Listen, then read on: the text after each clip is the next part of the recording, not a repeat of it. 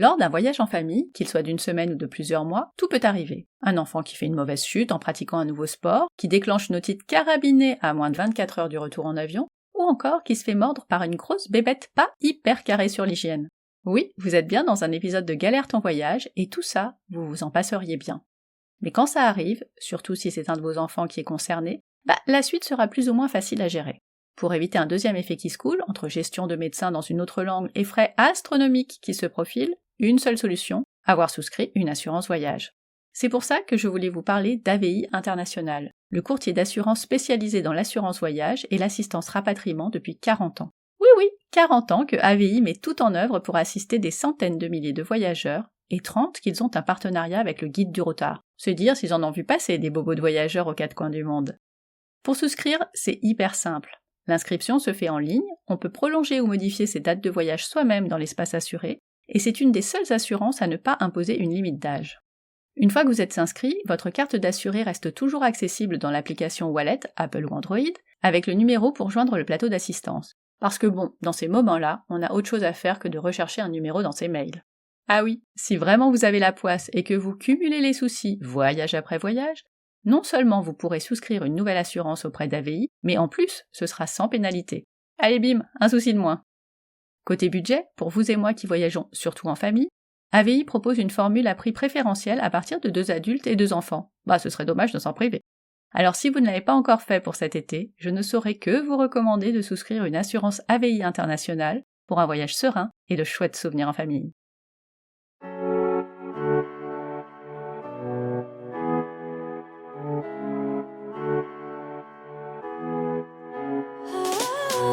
Hello, ici Stéphanie, maman de 2 ados de 14 et 18 ans et complètement accro au voyage. Si vous cherchez une nouvelle destination pour vos prochaines vacances, si vous vous titillez pour un voyage au long cours, les carnets de voyage de mes invités vont vous emmener aux 4 coins de la planète. Dans ce podcast, on tord le cou à cette idée folle que voyager avec des enfants, ça sert à rien puisqu'ils ne s'en souviendront pas. Mais que nenni! Et mes invités le prouvent chaque semaine. Si vous aimez l'écouter, si vous avez ajouté des destinations sur la liste de vos envies, c'est le bon moment pour me le dire et me soutenir en vous abonnant et en laissant un joli commentaire ou une note 5 étoiles sur Apple Podcast ou Spotify. Je sais que tous les podcasteurs vous le demandent et qu'on finit par ne plus l'entendre, mais pour les indépendants comme moi, c'est vraiment la récompense pour tout ce travail fait maison. Alors merci à ceux qui l'ont déjà fait et pour les autres, je compte sur vous. Allez hop, nouvelle conversation. Aujourd'hui, je vous propose le 3e épisode de la mini-série Galère ton voyage, spécial bobo. Si vous n'avez pas écouté les 2 premiers, sur les bobos du quotidien, comme la fièvre, les diarrhées et les vomissements, puis les traumatismes et les plaies, mettez sur pause et on se retrouve ici juste après. Cette fois, Camille, notre maman globe-trotteuse de 3 enfants, neuropédiatre et pédiatre urgentiste, nous donne tous ses conseils concernant le soleil, mais aussi sur des trucs de voyage moins sympas, comme le paludisme, les piqûres et les morsures de bébêtes variées, avec en guest star les serpents et notamment une vipère de la mort. Et on enchaîne avec Marjorie, d'AVI International, qui nous parle des activités dites à risque, comme le trekking. Alors pas la rando du dimanche en famille, non, celle qui peut se terminer par un rapatriement sanitaire pour cause de rupture des ligaments croisés. Allez, c'est parti pour le 3e épisode, les bobos vraiment liés au voyage. Hello Camille! Hello! Comment ça va? Eh bien ça va, toujours à peu près. En sortie de garde comme d'habitude? Toujours en sortie de garde, oui c'est ça. On se retrouve pour ce 3e épisode pour parler de bobos plus spécifiques au voyage. Les 2 premiers, on était sur des bobos qui arrivent un peu tout le temps en fait, aussi bien à la maison que quand on est un peu loin. Et là, on va se concentrer sur cela. Donc, comme les 2 premières fois, je te laisse la main, c'est toi qui nous guides.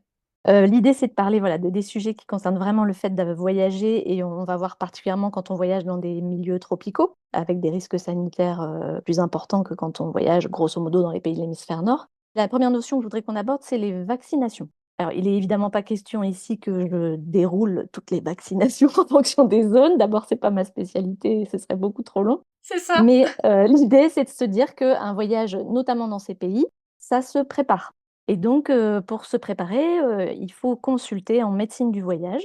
Alors, dans les grandes villes, en général, c'est dans les CHU où il y a des consultations spécialisées. À Paris, je crois qu'il y a l'Institut Pasteur, qui est un gros centre de médecine du voyage. Et puis, dans les moyennes villes, parfois, dans les centres hospitaliers généraux, il y a des services d'infectiologie.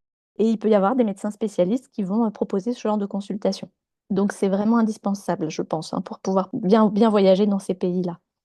À Paris, on a aussi le Centre Air France qui vaccine Oui, sur certains, en tout cas, enfin qui fait certains vaccins, je vais y arriver. Très pratique parce que parfois plus simple en termes de, de rendez-vous de prise que... de rendez-vous, voilà. Ah C'est ce que oui, j'allais dire, c'est-à-dire qu'il faut bien anticiper ça parce qu'il y a quand même des délais de rendez-vous qui sont souvent compliqués à trouver. Et puis comme en plus il faut anticiper une forme de délai par rapport au départ, tu vois, pour que ta vaccination soit efficace, on conseille en général d'être au moins 2 mois avant le départ, d'avoir géré ça. Parce que si tu t'en rends compte 3 semaines avant, que tu as ton rendez-vous la semaine avant de partir, bon, tu es un peu moins bon en termes de couverture vaccinale si tu le fais en immédiat. Bon, voilà. Après, il y a des choses qui se font en minutes, hein. Il y a certains vaccins d'urgence, tu vois, pour les familles qui doivent partir en urgence sur des destinations d'expatriation d'urgence, des choses comme ça, on peut se dépêcher. Mais c'est vrai que si tu as un peu le temps et si tu es au courant de ton voyage depuis plusieurs mois qu'il est planifié, autant faire les choses bien et faire les choses à l'avance.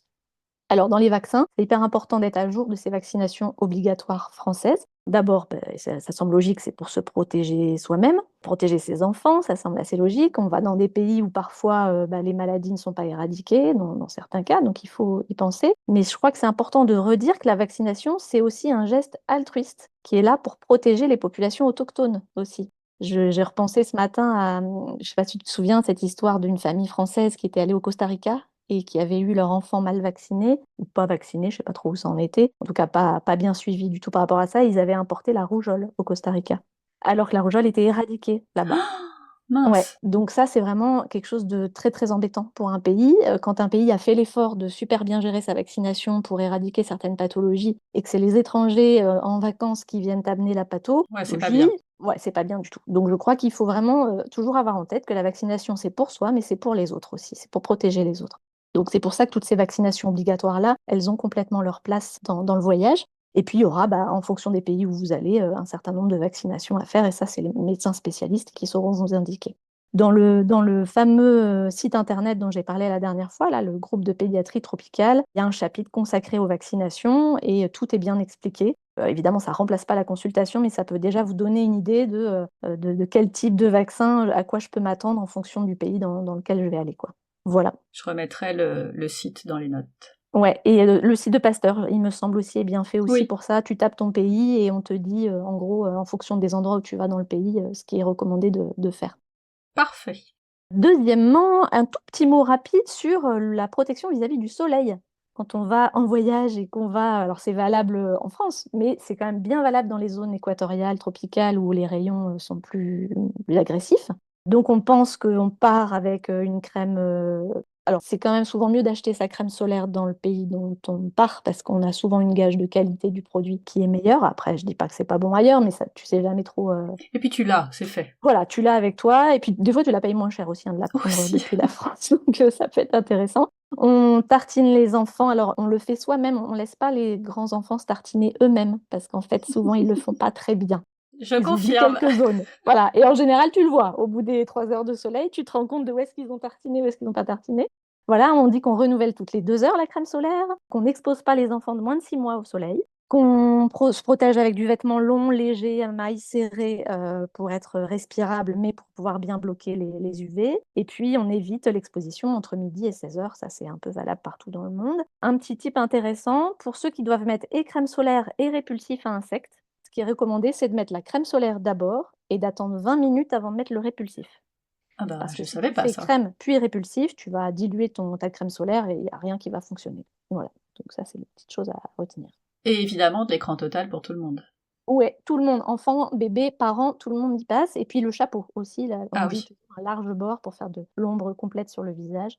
Bon voilà, ça c'est des choses que les gens normalement sont assez bien informés, assez bien éduqués en France, mais je crois qu'il faut vraiment se l'appliquer avec fermeté. On pense aux lunettes de soleil, qui doivent être couvantes avec un bon indice UV.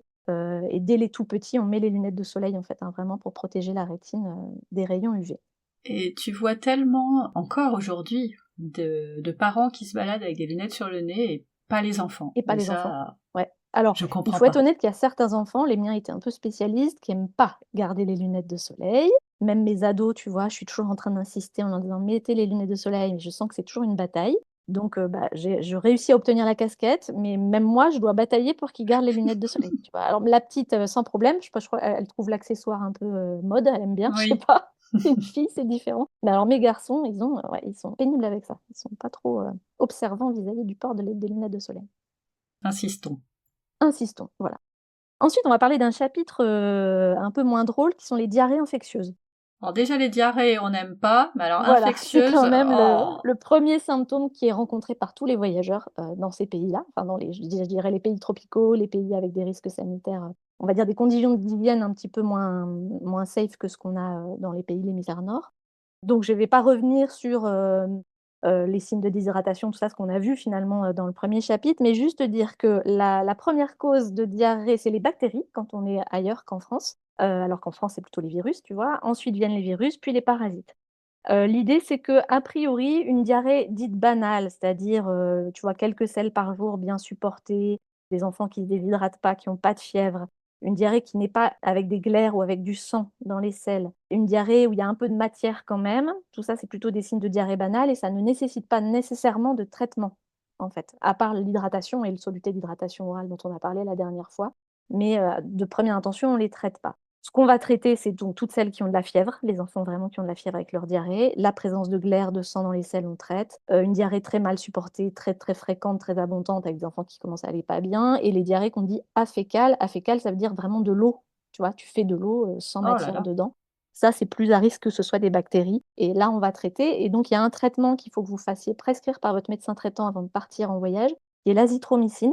C'est un antibiotique, bon, c'est l'antibiotique phare, je dirais, des traitements des diarrhées infectieuses en voyage, parce qu'il couvre à peu près, enfin, presque tous les germes et surtout, il a comme avantage de se prendre en 1 fois par jour pendant 3 jours et c'est fini. Ah c'est bien, oui. Donc c'est top pour les enfants, enfin pour les adultes aussi, mais tu vois, en termes d'observance du traitement et de facilité d'administration, c'est super bien. Alors on s'automédique pas, bien sûr, tu vois? Mais au moins on a le traitement prescrit par le médecin, l'avoir avec soi au cas où, c'est toujours bien si on se rend compte que les choses dégénèrent un peu et qu'il va falloir le prendre, on a le médicament avec soi. Donc ça, c'est quelque chose que je recommande et puis après, il y aura en cas de diarrhée au retour du voyage, bah là, c'est plus simple, vous avez plus facilement accès aux soins, et aux médecins, mais n'hésitez pas à consulter et dites que vous êtes allés en voyage, c'est super important, ça change complètement la façon dont on va vous prendre en charge. Donc par rapport à l'eau, pour essayer d'éviter ces diarrhées infectieuses, alors des fois on fait tout ce qu'on peut puis on n'y arrive pas et on la chope quand même, mais quand même, il faut être super prudent vis-à-vis de l'utilisation de l'eau dans ces pays-là. Donc on a pour habitude de dire qu'on ne boit pas l'eau du robinet. Soit vous achetez de l'eau en bouteille, vous vérifiez que les bouchons de bouteille sont pas ont jamais été ouverts pour être sûr que c'est pas de l'eau, «recyclée» entre guillemets. Soit vous faites, moi je trouve ça très pratique, de l'eau du robinet, mais dans laquelle que vous traitez avec les fameux comprimés désinfectants dont on parlait la dernière fois. En général, vous mettez un comprimé dans un litre d'eau et ça dure au bout d'une demi-heure, l'eau est prête à être consommée. Donc ça, c'est quand même pratique et moi, j'hésite pas en fonction des pays où je vais à même me laver les dents avec cette eau-là. Tu vois, je fais une bouteille d'eau avec un comprimé de chlore dedans et je lave les dents pour être sûre, notamment quand les enfants sont petits, qui savent pas bien se brosser les dents sans avaler l'eau, tu vois, quand tu es pas sûr de toi, il vaut mieux faire Mmh. ça. Alors, il y a des gourdes filtrantes qui existent maintenant, on en voit pas mal de pubs. J'avoue que je peux pas te confirmer la parfaite efficacité, je suis pas assez spécialiste pour savoir ça, mais je pense qu'il y en a qui sont très performantes quand même, donc ça peut être une bonne solution aussi. Et puis le lavage des mains, c'est basique, hein, mais en fait, pensez à faire se laver les mains aux enfants très souvent. De l'eau, du savon, hein, c'est banal, c'est tout simple, mais ça rend bien service. Ils sont toujours en train de toucher à tout, ils jouent dans le sable, pensez à éplucher ses légumes, pas manger des Pas de crudités, crudité. voilà. Tout ce qui est fruits avec des grosses écorces, tu vois, pamplemousse, orange, tout ça, il y a aucun souci. Mais dès que vous touchez à tout ce qui est tomates, concombres, carottes, qu'on a souvent envie de manger en voyage, parce que des fois, tu as envie d'un peu de crudité, un peu de légumes, tu Mais es oui. vite tenté et puis après tu vas le regretter. Donc en fait, il faut vraiment soit vous les épluchez vous-même, soit vous mangez cuit. Voilà. Mais on va éviter les crudités, dans ces pays. Alors, il y aura toujours des gens qui vont te dire: «Mais moi, j'ai mangé de tout et ça s'est très bien passé» et bah, oui, tant mieux. Mais voilà. Mais c'est vrai que ça gâche vraiment le voyage. Une sacrée franche diarrhée, tu as des gens qui sont vraiment, qui se retrouvent hospitalisés, hein, sur des diarrhées comme ça. Donc si on peut éviter et être le plus précautionneux, c'est mieux, je pense. Voilà pour le chapitre des diarrhées. Alors ensuite, on aborde un chapitre qui est vraiment, vraiment spécifique au voyage, qui est lié au risque du paludisme. Alors le paludisme, c'est quoi? C'est une maladie parasitaire qui est transmise par les moustiques. Alors une espèce de moustique particulier qu'on appelle l'anophèle, qui est une femelle de cette espèce anophèle, qui va piquer sous certaines latitudes, en général toute la zone tropicale en fait, que ce soit, Amérique, Amérique du Sud, Afrique, Asie. La maladie parasitaire est transmise par la piqûre du moustique. C'est un moustique qui pique de la tombée du jour le soir en fait, jusqu'au lever du soleil le lendemain matin. Donc c'est vraiment un moustique nocturne. Du coup, vous le voyez pas et donc vous pouvez pas du tout compter sur ça pour, se dire: «Je vais avoir le palu, je veux pas l'avoir, j'en ai vu, j'ai pas vu de moustique». Non, on peut pas du tout, penser à ça, pour se prémunir, de la maladie. C'est une maladie potentiellement grave, le paludisme. C'est quand même une maladie qui a été, à un moment donné, une des premières causes de mortalité mondiale. Alors maintenant, on a fait des progrès et puis il y a eu d'autres choses qui sont arrivées, mais en tout cas, le palu a tué beaucoup, beaucoup ces dernières décennies, notamment les femmes enceintes. C'est très grave le palu pour les femmes enceintes et les enfants de moins de 5 ans. Donc en fait, on ne joue pas avec le palu, déjà quand on voyage, mais en plus quand on voyage avec des enfants, on ne prend pas le risque de ne pas prendre de précautions vis-à-vis du palu et donc pour ça aussi, la consultation en médecine du voyage est indispensable. Parce que c'est les consultations en médecine du voyage qui vont être les mieux placées pour vous informer vraiment et des risques. Parce qu'en fait, pour un même pays, en fonction de là où tu vas, le risque ne sera pas le même. En fonction de la saison à laquelle tu voyages, plus tu voyages en saison des pluies, plus il y a de moustiques et plus le risque de palu est important. En fonction des conditions dans lesquelles tu voyages, c'est sûr que c'est pas la même chose de voyager, une semaine en all inclusive dans un hôtel, de bord de mer, que d'aller, dormir chez l'habitant en pleine zone rurale, les risques sont pas les mêmes. Il y a 3 aspects importants dans la protection paludisme. La première notion essentielle, c'est se protéger du moustique. En fait, ça a aucun sens de prendre un médicament, préventif contre le paludisme si déjà à la base on ne s'est pas super bien protégé du transmetteur.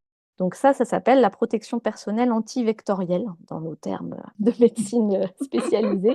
Ça veut dire se protéger du moustique. Donc pour se protéger du moustique, en gros, à partir du moment où on arrive à la période du coucher de soleil, il faut s'habiller en long, du vêtement long léger qui protège jusqu'aux poignets, jusqu'aux chevilles. Il va falloir utiliser les répulsifs à insectes tant qu'on n'est, pas sous moustiquaire. Donc les répulsifs, je ne vais pas rentrer dans les détails, mais il y a des produits chimiques très précis qui sont recommandés dans des concentrations précises. Vous trouverez tout ça sur le site, du groupe de médecine tropicale. Il y a par contre aucun répulsif avant 6 mois qui est autorisé. Donc on sait que les tout petits, bah, le risque On n'y palu, va c'est pas. plus compliqué. Bah, ouais, alors on y va, mais tu vois ce que je disais, tu adaptes un peu ton voyage. Tu peux t'autoriser un pays et puis te dire: «Bah, j'irai pas dans telle région parce que dans telle région, il y a Ouais, du c'est palu, puis ça. c'est tout. J'y retournerai une prochaine fois». Mais je crois qu'avec les moins de 6 mois, faut être vraiment prudent du fait que vous ne pourrez pas protéger les moins de 6 mois de la piqûre du moustique aussi bien que vous, probablement, du fait qu'on ne peut pas leur mettre de répulsif.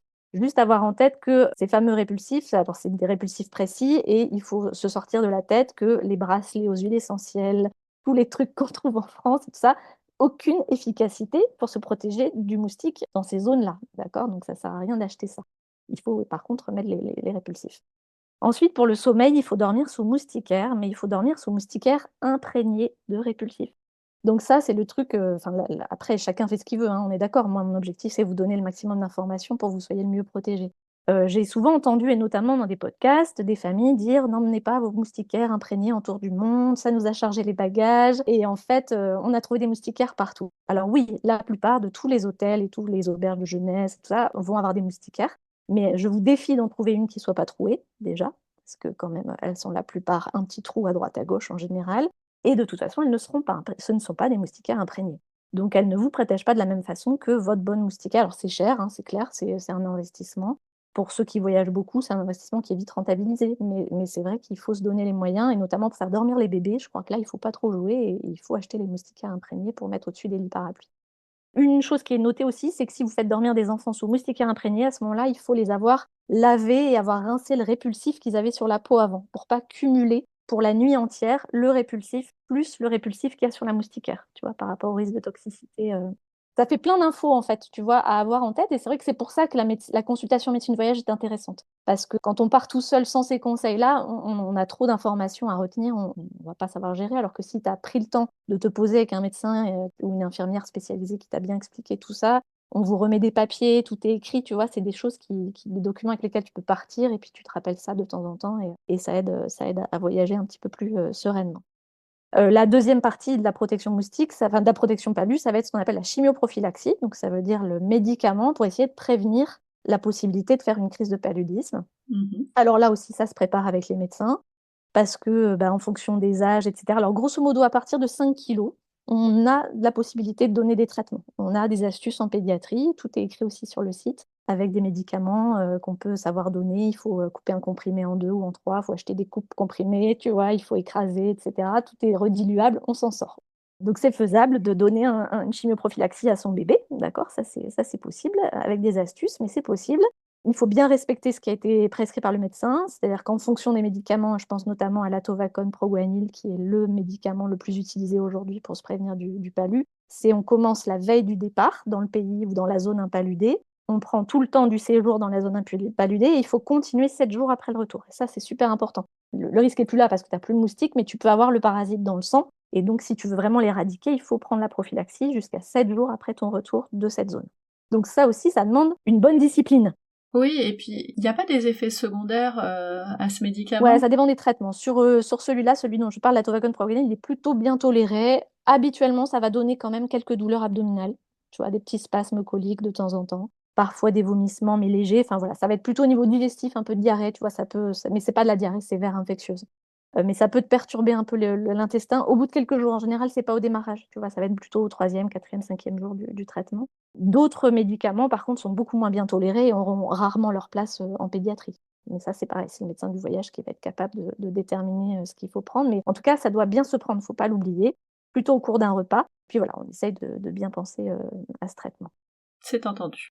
La 3e partie, ça va être toutes les mesures qui sont, tu vois, les moustiquaires aux fenêtres, la climatisation, des choses comme ça. Mais il faut quand même avoir en tête que ça, c'est un apport, si tu veux, mais la clim n'empêchera pas le moustique d'être dans votre chambre. Parce qu'en fait, vous allez quand même pas vous mettre, si vous vivez à 35 degrés, vous n'allez pas vous mettre une clim à 18. C'est pas bon, de toute façon, de dormir comme ça Bah, c'est avec un ça. gros écart de température. Mais quoi qu'il arrive, ce que vous allez baisser en température sur votre clim ne sera pas suffisante pour complètement anesthésier le moustique. Donc, il ne faut pas compter sur ça pour se dire, je vais me protéger du moustique avec ça. Ça va être des petites mesures d'appoint, mais ce qui compte, c'est vraiment la protection personnelle avec les vêtements, le répulsif et après la moustiquaire pour la nuit, imprégnée, et la chimioprophylaxie.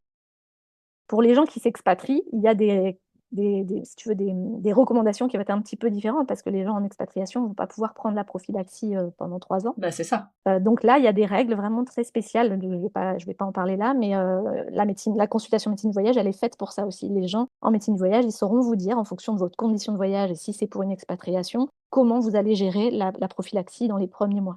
Très clair. Est-ce que je vous ai tout dit? Oui, je crois, hein, sur le palu. Je pense vraiment, on ne joue pas avec le palu. Ah oui, et faites attention au discours que vous allez trouver sur place. C'est-à-dire que souvent, les gens vont dire: «Ah, mais nous, du palu, on n'en a pas vu depuis longtemps, machin», tu vois?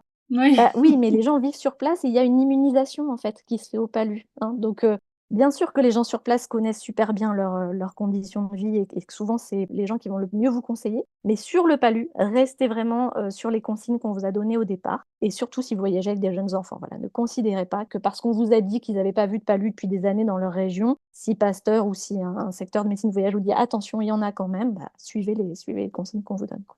Très clair. Voilà. Autre chapitre? Alors, tout ce qui est piqûres, morsures, risque d'envenimation. Ça, c'est les choses, Mmh. ouais, un petit peu exotiques, liées au voyage. Ouais. Alors, c'est d'abord beaucoup de bon sens. C'est-à-dire que, si on veut éviter de se faire piquer par, que ce soit des reptiles, scorpions, araignées, serpents, en milieu marin, méduses, rascasses, poissons-pierres, tous ces trucs-là, la première chose à Oh faire, c'est l'horreur. de marcher avec des chaussures fermées. Oui. Alors c'est bête parce que quand tu es en voyage, bah, souvent tu es en tongs. Pour certains, tu es facilement pieds nus, bon voilà. Et c'est vrai que dans l'euphorie du voyage, tu as pas trop des fois envie de t'embêter, à tout ça. Bon, en fait, c'est bête, mais oui, il faut marcher avec des chaussures fermées. Si possible, des chaussures hautes, tu vois? Chaussures de rando, c'est quand même l'idéal. Et pareil, si vous êtes amené à vous balader en forêt, en jungle ou autre, bah là, c'est pantalon long, chaussettes hautes pour, limiter le risque de morsure. Parce qu'au moins, si vous croisez un serpent ou autre, il vous touchera peut-être, mais peut-être que grâce à votre chaussure ou à votre pantalon, il vous mordra pas. Oui.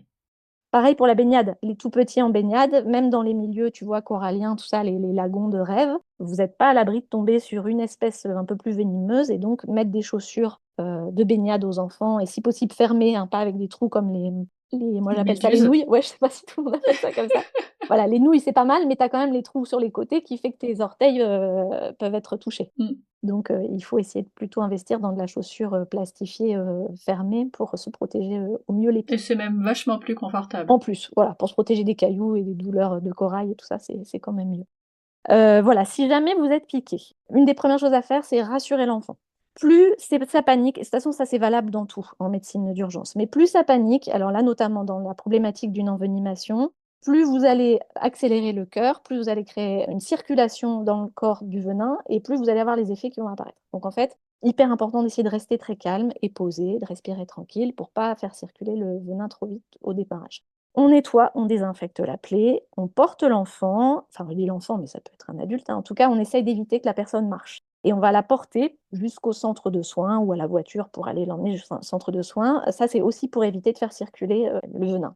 Pas de garrot, pas de aspi-venin, pas de je prends un couteau à la Indiana Jones et j'essaye Euh, de tailler autour de la morsure ou j'aspire à Non, la bouche. Non, non, non, tout ça, on oublie, on fait simple, hein, d'accord? C'est juste je désinfecte. Je donne un antalgique, bien sûr, parce qu'en général, je fais pas pipi non, on dessus. fait pas pipi dessus non plus. Ça ne marche pas. Par contre, on donne un antalgique parce que souvent c'est très douloureux, hein. En plus, éventuellement des toxiques, il y a souvent une douleur importante au départ avec la piqûre. Donc, un antalgique et notre fameux paracétamol, notre grand copain de voyage, bah, il est intéressant pour ça aussi. Et puis, si vous pouvez prendre une photo de l'insecte ou de, je sais pas, enfin, du reptile, de l'animal qui a piqué, parfois il est encore là en fait. Donc, du coup, ça vaut le coup. 2 secondes, je prends la photo. Mais c'est essentiel parce qu'en fait, ça va permettre au médecin à qui vous allez montrer la photo d'identifier l'espèce, de pouvoir vous dire si oui ou non il y a un risque toxique ou pas, et derrière de pouvoir éventuellement faire l'injection de sérum anti-venin, tu vois, en Oui, fonction la du choix. bonne. Donc en fait, c'est bête et c'est pas notre réflexe, mais effectivement, prendre une photo, et ça c'est valable en France, hein, pour les serpents aussi, hein, les vipères, etc. Prendre la photo, c'est permettre aux spécialistes d'identifier très vite l'animal et donc de savoir déjà s'il y a un risque ou pas et s'il y a un risque d'être rapide dans l'action à mener derrière. Ok. Pour certains, par exemple, tu vois, rascas, et cetera, ce sont des venins qui sont thermolabiles. C'est-à-dire que c'est comme pour la guêpe ou l'abeille, c'est des venins qui vont être inactivés par la chaleur. Donc, en fait, ça va être intéressant de rapprocher une source de chaleur. Donc, par exemple, dans certaines piqûres par ces poissons-là, type rascas ou autre, il faut nettoyer à l'eau de mer. On donne l'antalgique et si possible, il va falloir plonger le pied dans une eau très chaude. Enfin, je dis le pied parce que c'est souvent le pied qui est piqué, mais ça peut être une main, hein. En tout cas, mettre en contact avec une forte source de chaleur, en faisant attention de ne pas brûler non plus, tu vois, mais effectivement, c'est quelque chose qui va pouvoir soulager la douleur. De même, quand vous faites piquer par une abeille ou une guêpe, ce qui marche très bien, c'est d'approcher une source de chaleur incandescente tout près de la piqûre. Et alors, ce qui marche très bien, c'est la cigarette, en fait, parce que c'est une Oh. source incandescente, tu vois, il n'y a pas de flamme et ça brûle tout près. Un allume-cigare, mais ça se trouve de moins en moins dans les voitures, pour essayer d'approcher cette source de chaleur sans brûler l'enfant. Et ça va inactiver le venin et en général, ça va soulager la douleur assez rapidement. Ok. Toujours dans ce fameux site du groupe de pédiatrie tropicale, il y a un chapitre sur chaque petite bébête, scorpion, araignée, Euh, etc. Et on vous dit quoi faire dans chaque cas de figure. Et donc, je trouve que c'est plutôt bien fait. ok. T'avais pas une petite anecdote sur les morsures? Voilà, mais oui, bien sûr, bah oui. Effectivement, j'en ai une petite sympathique qui finit très bien, hein. Mais C'est bien on de a le eu la dire dès le chance, départ. ouais, de voyager dans un pays qui est connu pour avoir ce genre de risque, qui est l'Australie. Mhm. On a fait plusieurs fois l'Australie et on a eu la chance en 2017 d'aller dans le parc national du Karijini, qui est sur la partie ouest australienne. Un grand parc sauvage, il fait très chaud, enfin en tout cas la période où on y était, il faisait très chaud, 45 degrés, tu vois, c'est des grands canyons, des piscines naturelles, des perroquets partout. Enfin, c'est vraiment super beau comme endroit. Et en fait, on avait pris les services d'un guide pour une excursion à la journée parce que comme on était en camping-car, il y avait des endroits dans le parc qui n'étaient pas accessibles. Il fallait 4x4 obligatoire. Et moi, je voulais pouvoir aller justement explorer ces endroits-là. Donc, on avait fait appel à une agence qui nous emmenait en 4x4 avec le guide. C'était un monsieur qui était âgé d'une petite soixantaine d'années, je pense, plutôt sur sa fin de carrière, très expérimenté. Très sympa. Et puis, donc, il nous fait descendre dans les gorges et il y a toute une partie où tu marches dans l'eau et puis après, tu te baignes, en fait. Tu te mets en maillot, tu te baignes et puis tu réescalades des petites zones rocheuses et puis tu replonges, des petites cascades. Enfin, tu vois, le truc très sympa. Alors, en plus, c'était assez rigolo parce que dans cette gorge et dans cette piscine naturelle, alors qu'on se baignait, on discutait avec deux autres touristes, je crois qu'elles étaient suisses. Et justement, à ce moment-là, elle me raconte, je pense qu'on parle des serpents, tu vois, parce qu'on est dans le parc national, que tu as des panneaux partout qui disent qu'il faut faire attention, etc. Et ces deux dames, d'ailleurs, m'avaient raconté l'une d'elles avait été mordue par un cobra au Cambodge, je crois que c'était. Toujours est-il qu'on reprend l'excursion, on repart, et on est à ce moment-là, pour le coup, pieds nus, tu vois. Et donc, après coup, on a un peu regretté, mais lui-même, le guide, était pieds nus. Et puis, en fait, on se relève de l'eau, on marche un peu sur des pierres, mais on a encore de l'eau, je pense, j'irai jusqu'aux genoux. Et là, d'un seul coup, le guide hurle et nous crie un truc que je comprends pas tout de suite. Et en fait, il me dit Death Adder. Oh, c'est un serpent, ça. Et en fait, je comprends, il me dit, j'ai été touché par donc le Death Adder, donc D-E-A-T-H, plus loin, Adder, A-D-2-R, c'est le nom d'un serpent mortel dans ce parc du Carigini. On le savait parce qu'on avait regardé avec les garçons un peu, tu vois, les espèces, tout ça, c'était sympa en fait à regarder tout ce qui existait dans ce parc.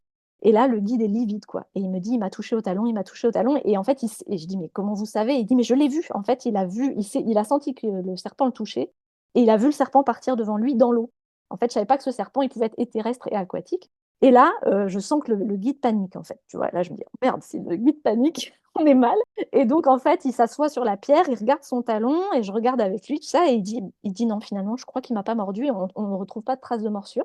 Bon, du coup, on se calme un peu, mais quand même, il veut pas prendre de risque. Il dit: «On va remonter la gorge, on va retourner là-haut», parce que c'est là-haut qu'il y a des bornes, en fait, en Australie, dans les parcs nationaux. Tu as des espèces de grosses bornes avec boutons d'urgence qui te mettent en relation avec un talkie-walkie de rangers, en fait.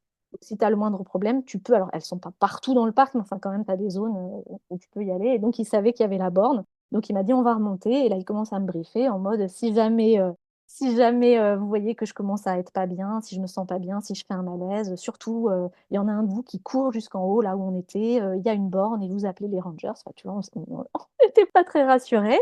Bon, on réussit à grimper et puis finalement, ça s'est bien passé, et en fait, d'ailleurs, en montant, on a croisé un ranger qui descendait. Alors le vrai ranger, c'est avec les shorts, le short, les chaussures montantes, les chaussettes jusqu'aux genoux, enfin, mignon, quoi, et qui a son épuisette, et en fait, ils discutent ensemble, et en fait, le ranger était en train de descendre pour aller chercher ce descendeur puisqu'il y avait déjà d'autres touristes qui l'avaient signalé, et donc il savait qu'il y avait un descendeur à cet endroit-là, donc lui, il part avec l'épuisette, il a sa pince à barbecue et en fait, son idée, c'est il doit choper le serpent, il va pas le tuer, hein.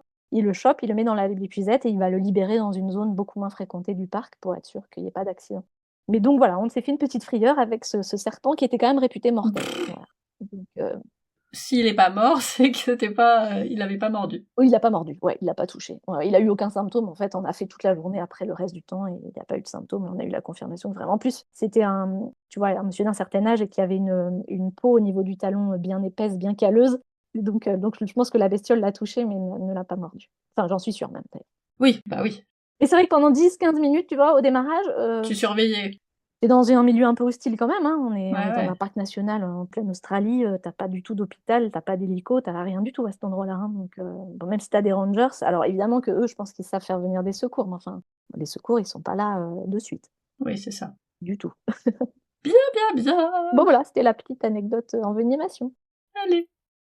Dernier grand chapitre, alors grand chapitre, petit chapitre, mais qui pour moi a son importance. Alors moi, je suis médecin du SMUR, enfin pédiatre du SMUR, donc c'est un thème que j'ai forcément à cœur, qui est la mort inattendue de nourrissons. Alors je ne veux pas du tout venir Allez, on plombe venir plomber l'ambiance. l'ambiance, mais je rappelle que ce risque existe en voyage également, et que là aussi, en général, avec l'euphorie du voyage, on change de repère et donc on pense qu'on pourrait sans problème changer notre façon de dormir.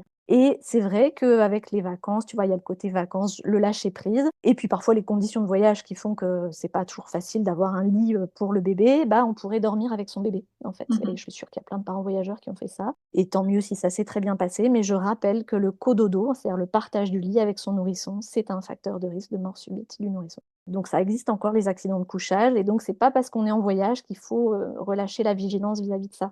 Donc si possible, il faut que l'enfant il dorme pas dans le même lit que ses parents, il faut qu'il ait son matelas à lui, un matelas ferme. On n'a pas trop la problématique des couvertures et tout ça quand on est dans les pays chauds. La gigoteuse est souvent pas nécessaire. Et voilà, c'est sur le dos, strictement sur le dos, le couchage, et sur un matelas ferme et pas dans le lit des parents. Ça, c'était ma petite note pour se dire qu'il y a des règles de sécurité de couchage avec les enfants qu'il faut garder en tête, même quand on est en voyage et dans des conditions de voyage particulières, quoi. Notamment tout ce qui est camping-car et tout ça, tu vois, je pense à ça aussi. Mais oui, Voilà, parce que typiquement, le camping-car, quand tu es avec des bébés, bah, ouais, il y a évidemment pas que c'est beaucoup de super place. tentant de Mmh. dormir avec ton bébé. Bah non. Bon, moi perso, j'avais emmené un lit parapluie un peu particulier qui tenait dans l'espace de vie au milieu du camping-car. Bon, ça marche, voilà. C'était Bah un oui. petit déménagement tous les soirs, voilà, mais c'était pas mal, et ça me sécurisait mieux de dormir comme ça. Puis j'ai déjà eu, en tant que smuriste, des histoires dramatiques dans des campings, si tu veux. Donc du coup, bah voilà, ça me En fait, c'est bien de faire le ouais, je crois que c'est déménagement. important de se dire attention à ça. Et de même, quand on parle règles de sécurité, la première cause de mortalité du voyageur en voyage, c'est les accidents de la route. En fait, c'est bête, mais c'est pareil, gardons nos règles de sécurité. Alors là encore, et moi la première, ça m'est bien sûr arrivé de voyager sans siège auto et tout avec des petits, bah, parce que j'avais pas prévu le truc, ou que je pensais que je pourrais avoir un siège auto avec ma location de voiture, et puis tu vois, ça se fait pas. Alors, je me rappelle qu'à Mayotte, par exemple, j'avais emmené mon siège auto, tu vois, j'avais emmené mes trucs, ça fait du bagage en plus, mais j'étais plus sereine d'avoir du siège auto à Mayotte, en fait. Mais c'est parce qu'après, on partait à Madagascar et que là, j'étais moins sûre de mon coup, donc je préférais avoir mes sièges auto. Mais voilà, c'est la sécurité en voyage. Encore une fois, on est parents, on est décideurs par rapport à ses enfants, donc on peut prendre les risques, mais on le fait en connaissance de cause. Et donc, juste se rappeler que la mortalité en voyage, elle est essentiellement liée aux accidents de la route, c'est important de l'avoir en tête et d'essayer de sécuriser le transport de ses enfants, c'est important, je pense. Et de ne pas faire grossir les statistiques. Et ce qui n'empêche pas après de faire un voyage super exotique, tu vois? Ah Enfin, je mais veux bien dire, tu sûr, peux faire l'un un n'empêche pas super l'autre, hein. voyage avec ton chauffeur, ton 4x4, machin, mais si tu as des petits, il faut qu'ils soient en siège auto. Si tu as des moyens, rehausseur aussi. C'est très bête, mais le rehausseur, pour le coup, c'est pas compliqué à emmener en voyage. Ça se cale dans un gros sac de voyage, tu vois? C'est facile et puis c'est important pour que tes enfants soient à la bonne hauteur vis-à-vis de la ceinture de sécurité. Je crois que j'ai, à peu près fait le tour, des choses à savoir, pour la partie voyage pur et dur. Donc qu'est-ce qu'on rajoute dans notre trousse à pharmacie suite à cet épisode? Et bah, du coup, on a dit, on rajoute la crème solaire indice 50. On rajoute, l'azithromycine qu'on s'est fait prescrire par son médecin traitant en cas de diarrhée infectieuse, méchante. On rajoute notre protection, répulsive, adaptée, pour lutter contre le paludisme si on va dans un pays, impaludé. On rajoute la moustiquaire imprégnée si c'est le cas aussi. Ah oui, je l'ai pas dit tout à l'heure, mais il y a plus d'indications au répulsif sur les pour protéger les vêtements. En fait, avant, on conseillait, quand tu allais dans des zones très impaludées, d'imprégner tes propres vêtements avec des répulsifs. Et en fait, les études ont eu l'air de montrer qu'il y avait quand même une toxicité, on n'est pas sûr de la toxicité de ces produits portés chroniquement sur le vêtement et que tu vas pas pouvoir laver, enfin, même si c'est résistant au lavage, en fait, c'était le but du produit. Et donc maintenant, on recommande plus de faire ça. Ok. Donc on n'a pas de produit pour ses vêtements, mais par contre pour sa peau et la moustiquaire, oui. On prend des chaussures fermées. Alors ça fait pas partie de la pharmacie, mais ça fait partie Des du valises. kit voyage, des valises. Et puis voilà. Puis son matériel sécurité pour la voiture, pour les petits. Bon, bah on se retrouve dans le prochain épisode et là tu vas nous parler de quoi? Ah bah, dans le prochain épisode, c'est un petit peu moins drôle, mais je crois que c'est important d'en parler aussi. Je suis désolée. Je voudrais vous parler des gros bobos en voyage, c'est-à-dire les quelques accidents qui peuvent survenir, qui peuvent être sérieux, pour vous redonner quelques bases de premiers secours. Ok, bon bah à la prochaine alors. À la prochaine fois.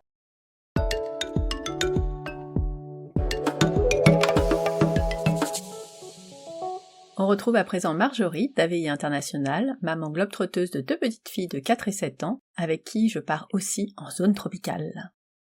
Hello Marjorie! Bonjour Stéphanie. Bon, on part dans les zones tropicales cette fois-ci. Ouais, c'est toujours très agréable. Quel type de problème vous rencontrez le plus souvent, en tout cas vos assurés, pas vous personnellement, dans ces zones?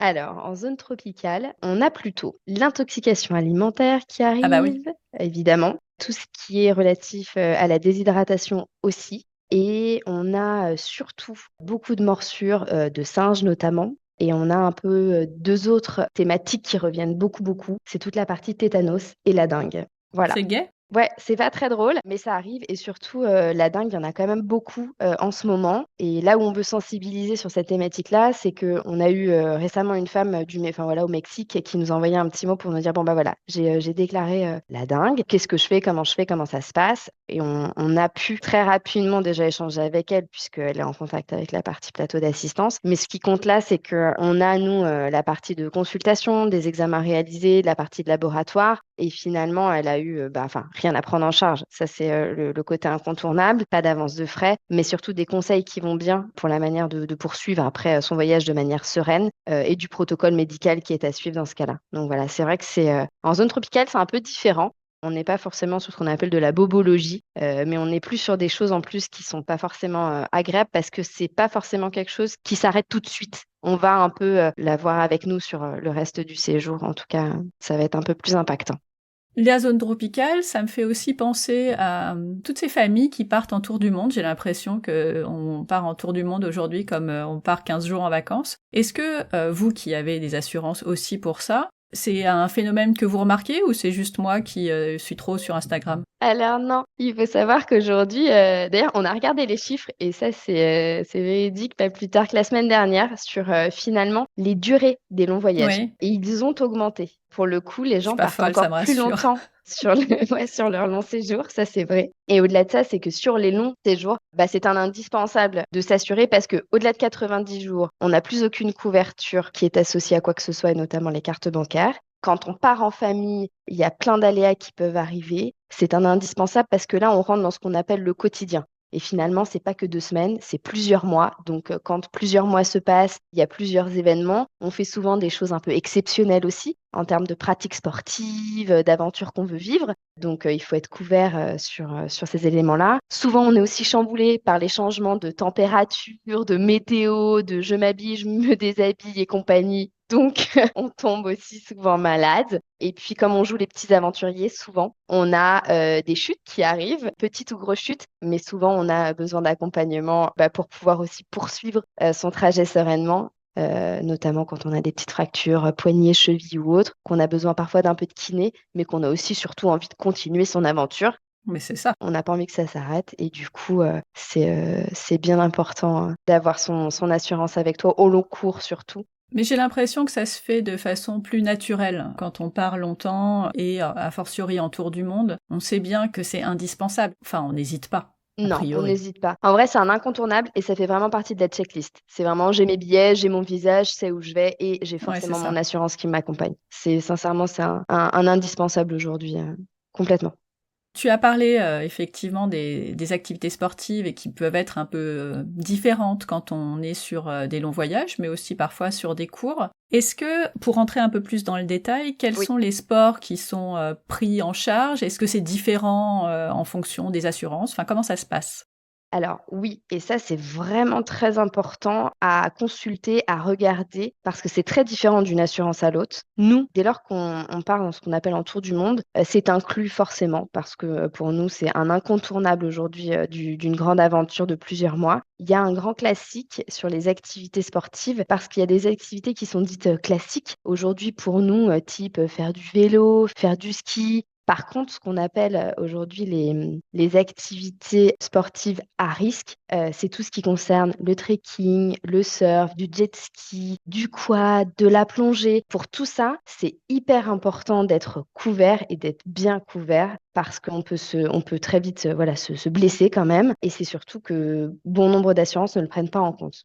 Au-delà de ça, quand on pense au sport, et je pense notamment là à tous nos voyageurs qui vont sur la partie Asie, dans les sports, il y a aussi ce qu'on appelle, nous, la pratique d'engins à moteur 2-3 roues. Ça veut dire quoi concrètement? C'est tous ceux qui prennent des scooters. Parce qu'en Asie, on prend tous un petit scooter qui va bien. Qu'on soit passager Tellement ou pratique. conducteur, bah, c'est super pratique, c'est commun, et puis tout le monde le fait.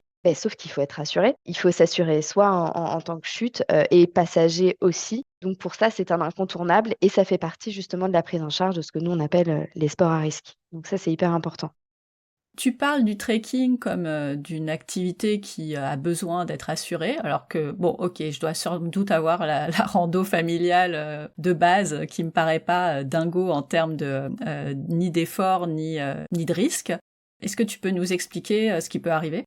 Quand on parle de rando, il faut qu'on ait en tête qu'il y a une grande différence entre une rando pédestre et un trekking. Je vous Ah, explique la différence parce que c'est pas du tout, en tout cas côté assurance, c'est pas du tout la même chose. On a ce qu'on appelle, nous, la randonnée pédestre, c'est une petite activité en plein air. On a un itinéraire qui est balisé ou non, on peut être seul ou en groupe et on est dans le cadre d'une moyenne montagne avec ou sans guide. Ça, c'est vraiment voilà, la petite rando pédestre qu'on fait seul ou en famille. Et puis, on a ce qu'on appelle le trekking. Et là, quand on parle d'un trekking, c'est vraiment une randonnée, ce qui est considéré d'aventure. C'est pour ça qu'elle est considérée dans les sports à risque. Elle va s'échelonner sur plusieurs jours.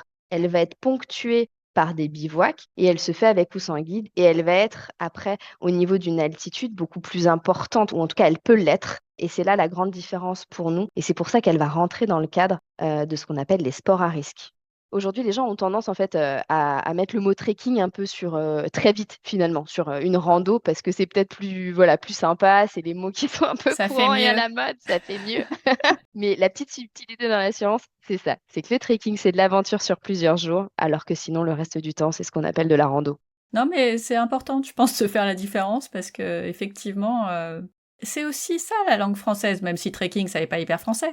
Hein, voilà, il y a de la subtilité. C'est ça, c'est ça, c'est riche, mais ouais, tout est Faut dans pas se tromper. ouais, exactement, tout est dans l'art de la subtilité et surtout en assurance. Donc voilà, le petit plus, c'est ça, pensez-y.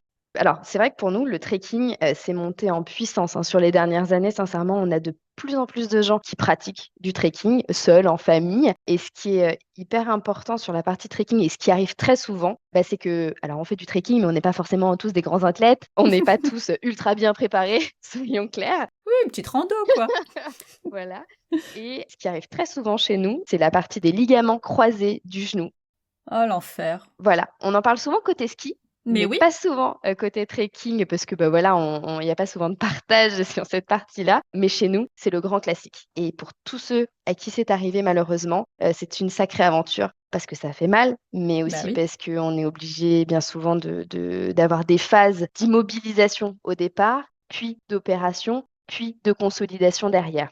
Oh là Donc là. voilà, c'est très important et puis il y a cette notion aussi de finalement de se faire rapatrier ou pas et là, si je peux faire juste un petit focus là-dessus sur la partie de rapatriement. Souvent on dit: «Oh bah moi, je me fais rapatrier, j'ai envie de me faire rapatrier». Bon, il faut savoir un petit truc quand même dans le monde des assurances, c'est qu'on choisit pas. Aujourd'hui, à titre individuel, on choisit pas de se rapatrier. On appelle le plateau d'assistance, on échange avec les médecins et finalement, c'est les médecins qui vont entre eux dire: «Oui, là, c'est vraiment nécessaire, il y a pas de sujet. On vous rapatrie parce qu'il est nécessaire que ce soit, fait dans ce cadre-là» et c'est Mmh. surtout qu'on peut vous imposer, si je puis dire, ce rapatriement parce qu'au local, il n'y a pas les compétences nécessaires pour que vous puissiez être pris en charge. Ça, c'est hyper important, à avoir en tête, cette notion de rapatriement Oui, sanitaire. qu'on fait pas ce qu'on veut, Concrètement, quand on est sur, des interventions type, le croisé ligament du genou, ouais, là non. on va il y a pas de sujet, hein. On va enfin sincèrement, dès lors qu'il s'agit d'interventions, chirurgicales ou autres, il y a un rapatriement. Par contre, là où c'est important à avoir en tête, hein, c'est que c'est vraiment les médecins qui décident. Pourquoi? Parce que parfois il y a une stabilité, qu'il est nécessaire d'avoir. On peut pas aujourd'hui malheureusement transporter tout le monde et dans n'importe quelles conditions. Ce sont vraiment des rapatriements sanitaires avec des équipes médicales qui sont spécifiques. Il faut savoir que, quand on a un petit bobo et cetera, bon, ça va être entre guillemets «facile», hein, de se faire rapatrier. Mais quand on n'est pas stable, que l'organisme n'est pas stable, on ne peut pas faire un rapatriement. Mais par contre, enfin, ce qui est bien avec l'assurance, c'est que si jamais on est parti seul ou qu'on a besoin d'un membre de sa famille à ses côtés pour être, bah, rassuré, accompagné, l'assurance prend en charge ça, le fait que quelqu'un soit avec vous, à vos côtés, sur cette période et puis que vous puissiez rentrer et être rapatriés ensemble. Donc ça, c'est vraiment très important de se sentir accompagné dans ces moments-là. Voilà, dans Bah oui. l'intervalle de se faire rapatrier. OK. Bon, bah, on se retrouve la semaine prochaine. À la semaine prochaine!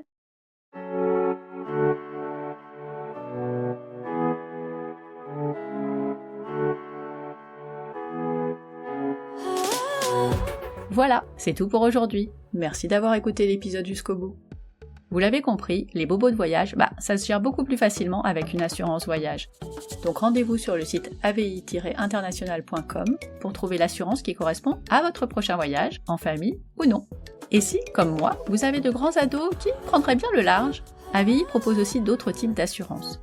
L'assurance Planète Études pour commencer. Elle permet de les assurer aussi bien sur leur campus que lors de leur stage en Europe ou à l'international, s'ils veulent partir en Erasmus ou dans le cadre d'un double diplôme. Il y a aussi la formule au pair, s'ils veulent faire cette expérience à l'étranger, ou si vous-même accueillez un ou une au pair. Et enfin, pour les jeunes de moins de 35 ans qui partent à l'étranger dans le cadre d'un visa Working Holiday, AVI propose aussi une assurance spécifique pour une couverture complète. C'est d'ailleurs celle de mon petit frère, actuellement en Océanie. Si l'épisode vous a plu, dites-le moi sur Apple Podcasts, Spotify ou encore sur Instagram en me taguant à familleetvoyage_blog. Comme d'habitude, la transcription de l'épisode est sur le blog familleetvoyage.com. Si vous cherchez un autre épisode à écouter, plus de 100 épisodes entre conversations, top 5, galère ton voyage et mes reportages sont disponibles sur le blog ou en vous abonnant sur la plateforme d'écoute que vous utilisez en ce moment. N'hésitez pas à le partager à d'autres parents en quête d'inspiration pour leurs prochaines vacances et à ceux qui pensent que voyager avec des enfants, c'est trop compliqué. À bientôt pour le prochain épisode. D'ici là, prenez soin de vous, inspirez-vous et créez-vous de chouettes souvenirs en famille.